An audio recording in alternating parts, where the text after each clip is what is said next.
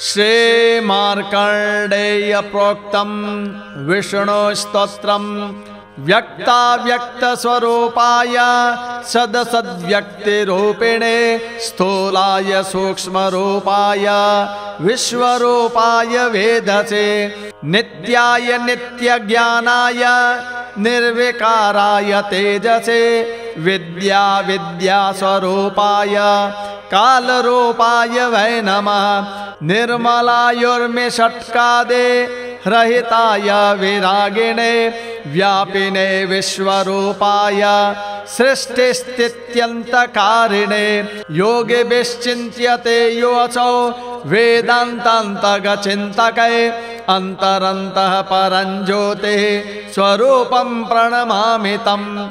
इति कालिका पुराणे विष्णुस्तोत्रं सम्पूर्णम्।